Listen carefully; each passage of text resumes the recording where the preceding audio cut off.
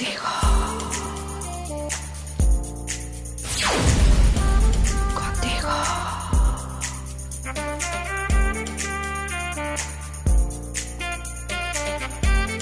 Contigo.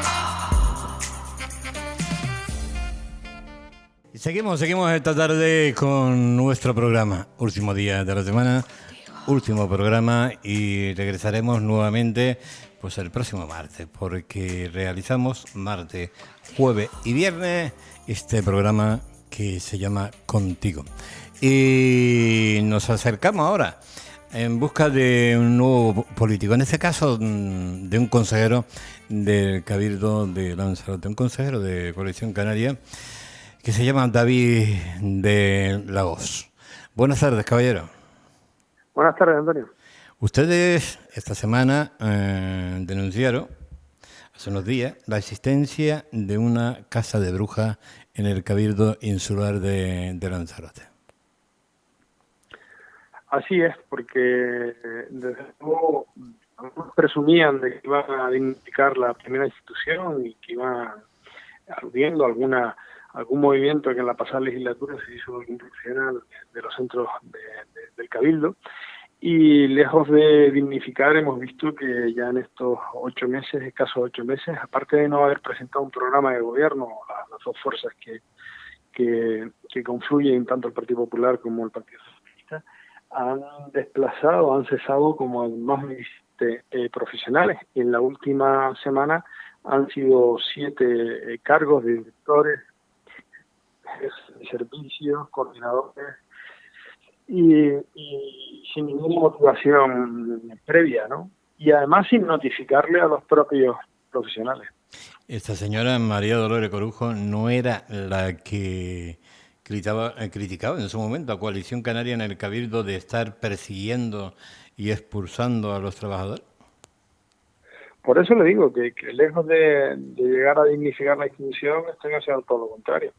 Hicieron un caso con un trabajador concreto, que actualmente viceconsejero del Gobierno de Canarias, que se le invitó a trasladarse a su puesto de trabajo, siendo jefe de la Oficina de Política Territorial, con motivación, habiendo hablado con él, y sin embargo en este caso, y estando en una situación muy compleja con la pandemia del COVID, vemos que han desplazado a 7 personas, que en algunas de ellas en puestos estratégicos, el coordinador de presupuesto, el de soberanía alimentaria, el departamento de energía, el departamento de empleo, y mucho me temo que ni siquiera tienen al día de hoy los recambios arriba de la mesa. Por lo menos el que les habla no los conoce, ni nuestro grupo los conoce. Esto teniendo en cuenta la situación de emergencia en la que estamos, donde todos los departamentos del Cabildo deberían funcionar correctamente, deberían estar preparándose, pues me temo que esto va a suponer pues una adaptación de los nuevos profesionales y en fin, pero insisto, hay un malestar general, lo decía el responsable del sindicato de trabajadores públicos en esta misma semana en otro medio de comunicación, que las formas no han sido las correctas y además algunos están planteando denunciar los ceses porque no han estado motivados, ni siquiera se los han comunicado en primera persona. ¿Y se tiene ya un cálculo exacto de todos los cargos que esta mujer ha cesado? Pues en torno a los 17 en lo que vamos de año, pero en los últimos han sido 7, y luego hemos visto la manipulación o la falta de cintura de algunos responsables políticos del grupo gobierno, yendo a medios de comunicación, poniendo nombres y apellidos de algunos de estos profesionales, insinuando que estaban cobrando 2 o 3 veces los complementos que les corresponde, cuando la realidad es que están asumiendo, en algunos casos asumían el doble o el triple de responsabilidades cobrando solo un complemento, y el malestar es generalizado. Insisto, hay unas declaraciones del responsable del sindicato que más allá de la preocupación en la que están inmersos, porque más allá de un decreto que ha firmado la presidenta del Cabildo, que se tienen que incorporar a sus puestos de trabajo, no saben las medidas de seguridad, los materiales de seguridad, de prevención, y no han contado con los técnicos de prevención, en este caso con la parte sindical que representa a los trabajadores del Cabildo. Pero vamos a ver, David, ¿no se estará echando realmente estos cargos porque no son de la cuerda política de la presidenta? Pues bueno, parece que es así. Es que no lo sé. Algunos consejeros tímidamente han dicho que no están de acuerdo con esos cambios y estaban muy contentos con los profesionales que tenían al frente de sus respectivas áreas. No entendemos quién es el que está tomando las decisiones, aunque sospechamos de dónde se están tomando esas decisiones.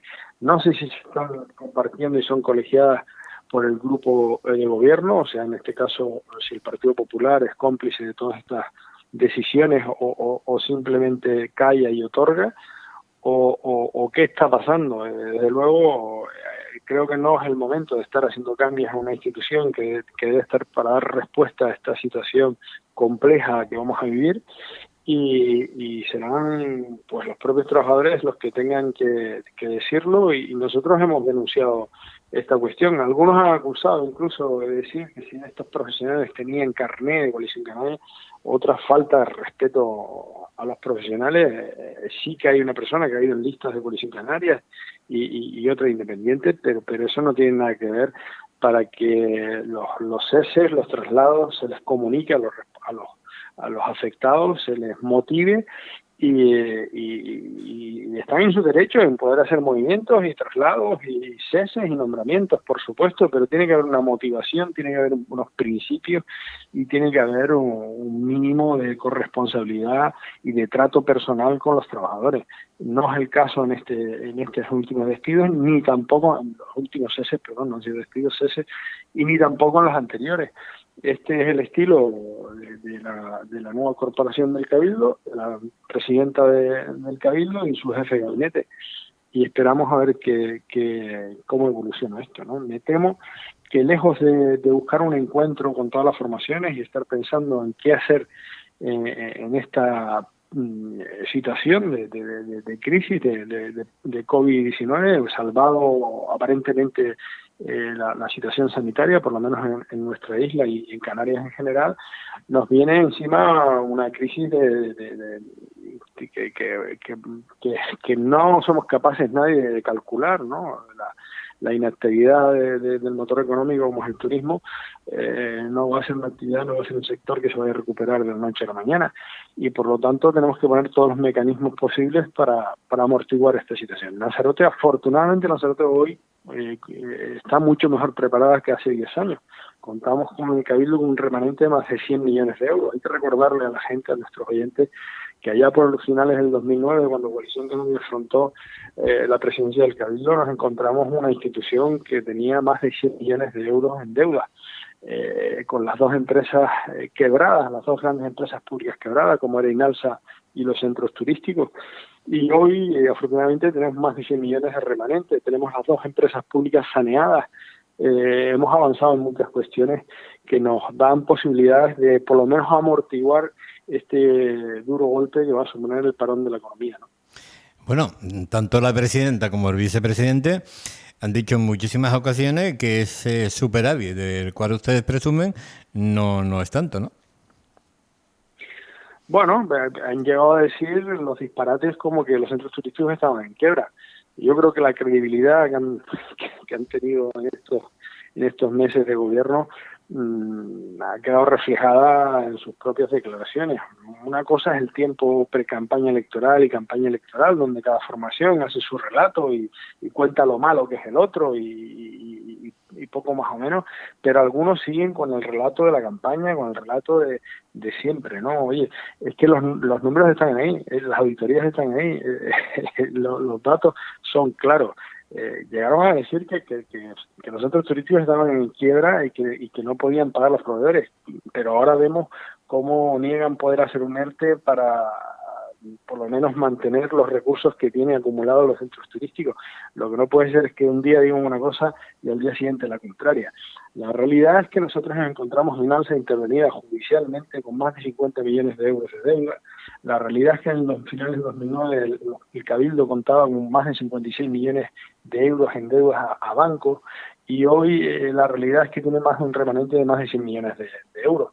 y tiene proyectos ambiciosos como ha sido el cambio de modelo energético. Hay que recordarle que todos los parques eólicos instalados en esta última década son públicos, son de nuestra gente, es del consorcio del Cabildo de Lanzarote, y eso ha sido una acción, una política clara de avanzar en lo que todos entendíamos, la necesidad de que la energía fuera propia, que la energía fuera verde y que fuera pública, y estaba generando unos recursos en torno a casi 1 billón de euros todos los años. Hoy, al día de hoy, con la bajada de la demanda del sector turístico, estamos llegando a un pico de 30% de energía renovable. Pero además hemos contribuido en estos 10 años a crear una red potente sociosanitaria, con centros de mayores, con mejores instalaciones, con equipación no solo sanitaria, sino también educativa. Pero hemos tenido un plan, una visión, una idea de cómo construir esta isla, con las dificultades que conlleva la vida política, y usted mejor que yo lo sabe, en esta bendita isla, pero que hemos ofrecido estabilidad durante 10 años, y ahora estamos poniendo la mano, aportando ideas, aportando nuestra pequeña experiencia, nuestras pequeñas y humildes aportaciones, para que entre todos podamos vislumbrar las mejores acciones y gestionar los recursos que tenemos en la mejor dirección.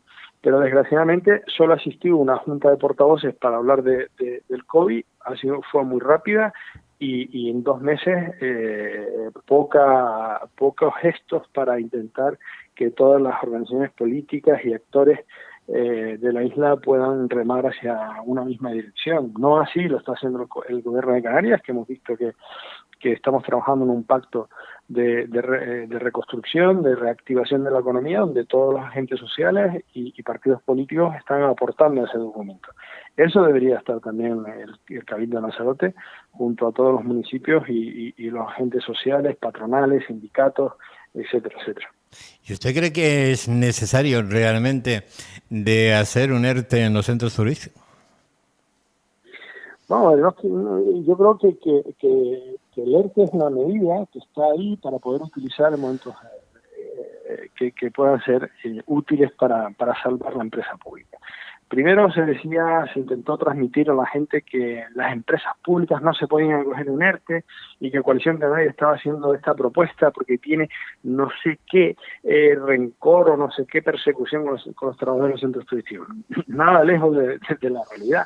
Es que nosotros, cuando llegamos en octubre del 2009 al frente de la institución, nos encontramos que los centros turísticos llevaban 2 años consecutivos en pérdida, y con la ley de racionalización aprobada por el Partido Popular, que dice así que ninguna empresa pública puede tener más de 2 años consecutivos pérdidas, y por lo tanto tiene que hacer un ERE, tiene que regularizar sus plantillas, tiene que equilibrar su balance, pues eso lo salvamos sin despedir a nadie, sin comprometer el empleo público. Y esa es una realidad que algún día alguien tendrá que contarla. Digo, los propios trabajadores. Los trabajadores han ido a una huelga salvaje en el verano del año 17, si no me recuerdo mal, que fue el 17 o el 18, 18, el verano del 18, donde nadie entendía que por un complemento de 30 euros hiciera una huelga salvaje a la dirección de los centros.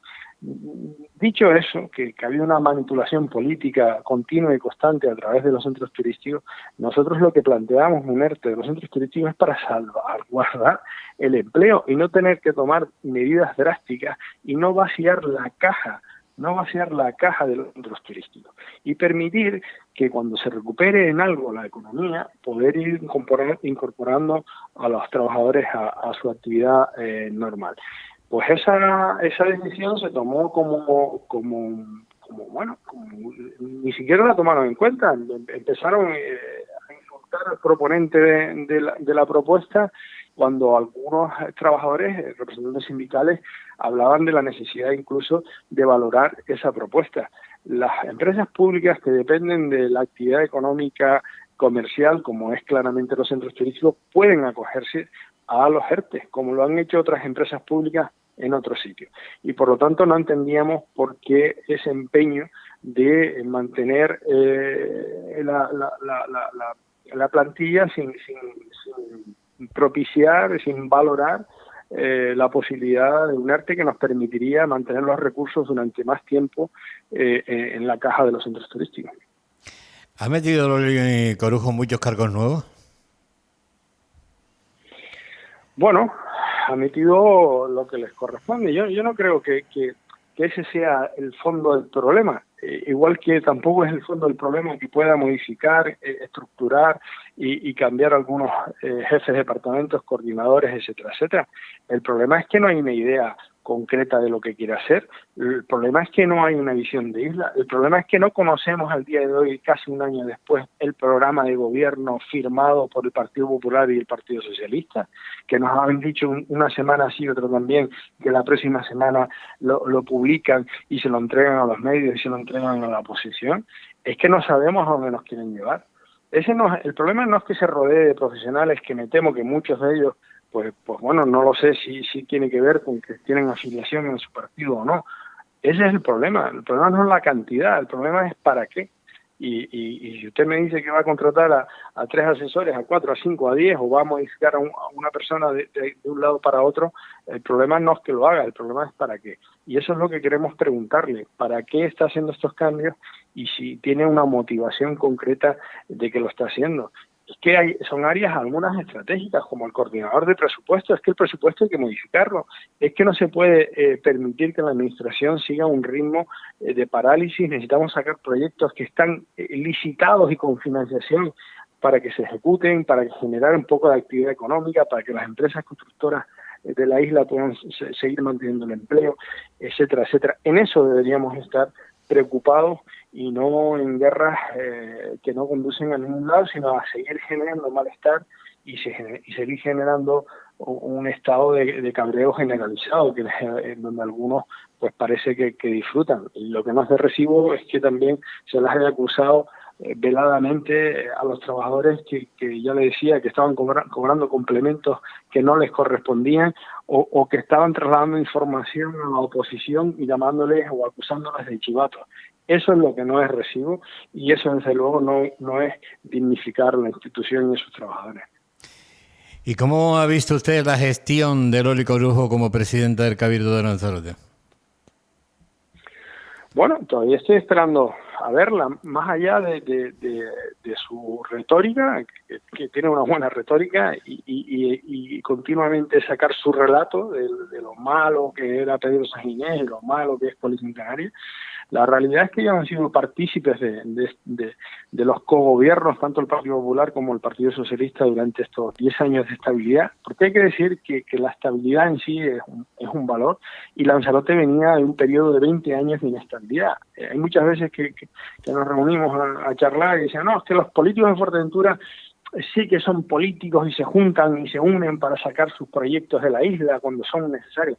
No es del todo cierto. La gran diferencia de Fuerteventura con Lanzarote es que ellos tuvieron un periodo de 20 años donde tuvieron una enorme estabilidad, donde solo tuvieron 3 presidentes de Cabildo en ese periodo. En el mismo periodo, Lanzarote tuvo 13 presidentes de Cabildo.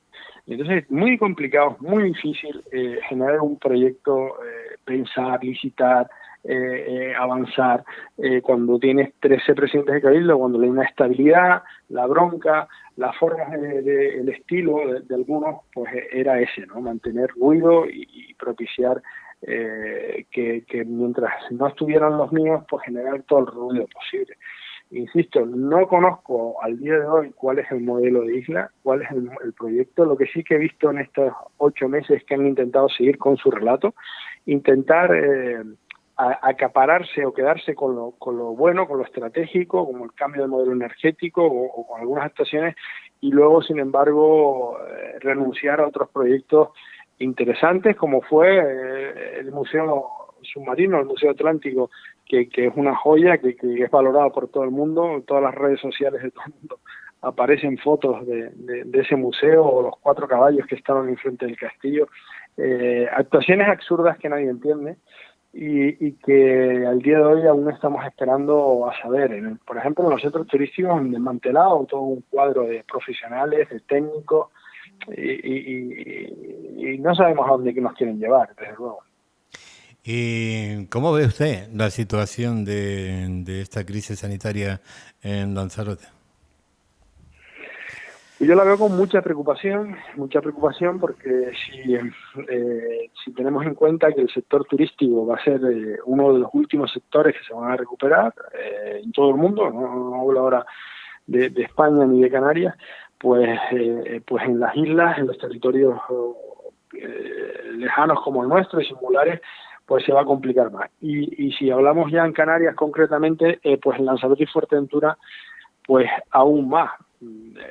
Desgraciadamente vamos a llegar a unas cifras de desempleo, de paro importantes, y tal vez estemos en un momento de reflexionar, de repensar cuál este modelo industrial de 3 millones de visitantes que tiene la isla de Lanzarote, si va a volver, si va a ser así, y por lo tanto si vamos a tener capacidad de asumir este gran reto. Yo creo que lo veo complicado, y por eso insisto que lo que deberíamos estar es pensando, analizando, proyectando qué es lo que va a pasar, porque lo que está sucediendo es que los países de origen de nuestros visitantes están inmersos en la crisis sanitaria. ¿Por qué contarlo a usted cómo está Gran Bretaña en este momento, o cómo está Alemania, cómo está Francia, etcétera, etcétera? Pero es que además las compañías aéreas, la conectividad, las compañías aéreas están siendo rescatadas en algunos casos, y es una industria, un sector complejo donde ya llevan décadas en ciertas dificultades económicas, y ahora se van a agravar. Pero es que los turoperadores, que son los que gestionan todo el paquete de viaje turístico, les pasa lo mismo. Pero es que además los países de origen están diciendo a los ciudadanos que en este año que se queden se queden en casa, que se queden en su país y que hagan turismo interior. Y luego si miramos al turismo peninsular, pues va a pasar lo mismo, ¿no? El turismo peninsular tiene una oferta enorme, todo el mar Mediterráneo, toda esa costa mediterránea, o toda esa costa del norte, el Cantábrico, Galicia, todo ese Portugal. Hay unas magníficas ofertas e instalaciones, infraestructuras, y van a ser muy competitivas, y van a poder llegar en coche, que ese es el grave problema.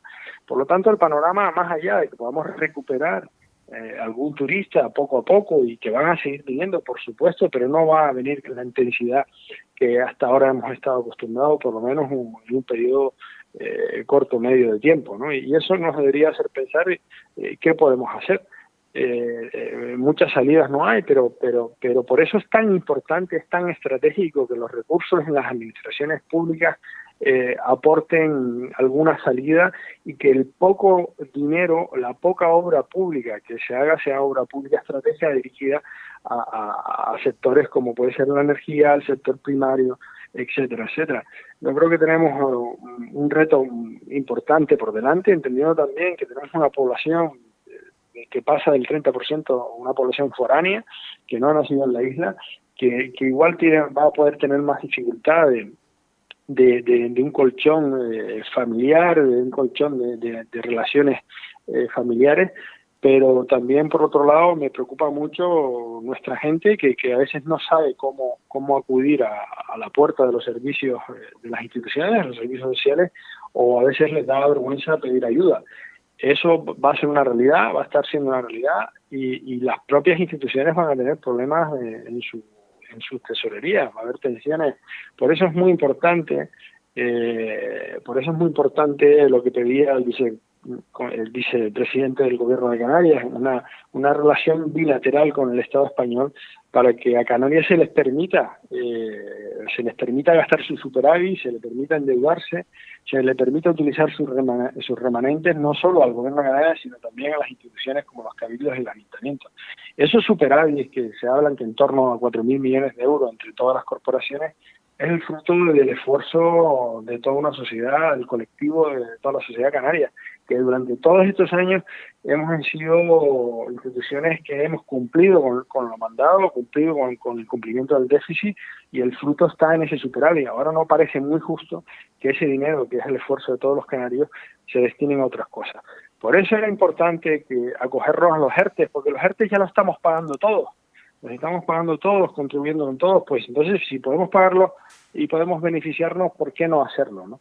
Y en definitiva el panorama es el que es, y habrá que tener iniciativas diferentes, innovadoras, y ver por dónde salimos, ¿no?